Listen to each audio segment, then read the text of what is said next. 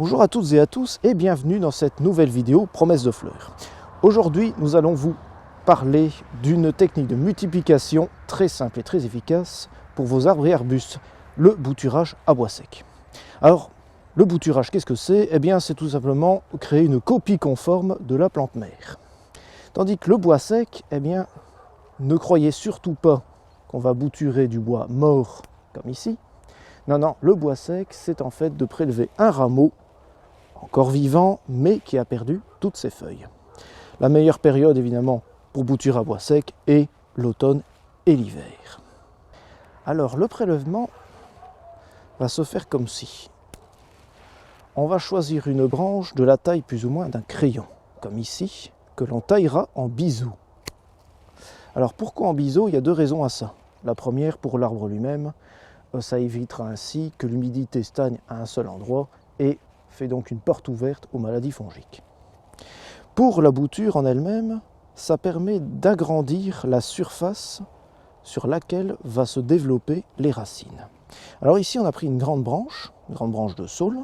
On va retirer le bois mort, mais on va aussi retirer tout ce qui est en trop, c'est-à-dire toute cette grosse partie ici, hop, pour ne garder finalement qu'un crayon d'une quinzaine à une vingtaine de centimètres, comme ceci.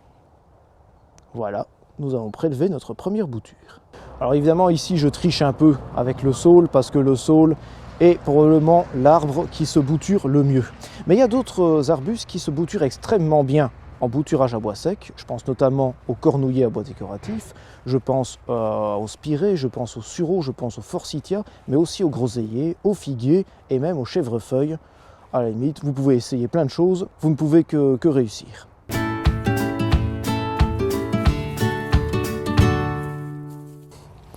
Voilà, nous avons prélevé quelques petites boutures.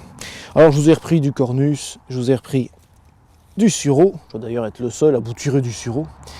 Mais c'est intéressant de le montrer parce que justement, vous voyez que j'ai coupé juste ici un nœud où il y a des bourgeons. En fait, c'est là que les racines vont apparaître pour pouvoir faire vivre la bouture après et donc l'arbuste après. Alors ici, elle est un peu grande, on va l'habiller un peu. Idem pour les cornouillers, hop. On va l'habiller, celle-là on peut la couper ici, hop. Et idem ici, voilà. Et maintenant, on peut les planter. Alors, il y a beaucoup de gens qui les plantent. Déjà, il faut les planter un petit peu à l'ombre pour éviter que le sol ne se dessèche trop vite. Mais il y a beaucoup de gens qui utilisent du sable. Moi, je n'aime pas trop. Dans les terres très argileuses, très lourdes, du sable sur de la terre argileuse, ça fait souvent du béton. Donc, je préfère utiliser un terreau de semis, bien plus léger, bien plus agréable, qui en plus va apporter un petit peu de corps à la terre. Donc on a creusé une petite tranchée ici comme vous voyez et je mets donc mon terreau dedans, hop, dans la tranchée.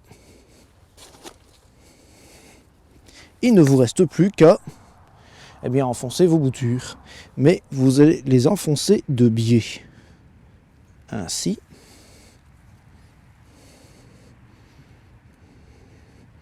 N'oubliez pas d'étiqueter vos boutures parce qu'après il est assez difficile de s'y retrouver et ainsi de suite. Après vous pouvez rajouter un petit peu de feuilles au-dessus, voilà, comme ceci. Alors qu'est-ce qui va se passer? Eh bien le printemps va arriver, les bourgeons de feuilles vont débourrer, vont donc donner leurs feuilles, ça c'est un signe, en général c'est un très bon signe de reprise de la bouture, mais vous allez attendre encore un petit peu. Aux alentours du mois de mai, vous pourrez alors retirer votre bouture délicatement, celle-ci aura déjà fait quelques petites racines, et vous pouvez la placer en pot. Là, vous allez la laisser faire ses racines, la laisser pousser un tout petit peu avant de la planter en automne pour dans le cas des saules par exemple qui poussent très très vite, ou l'année prochaine, au printemps prochain.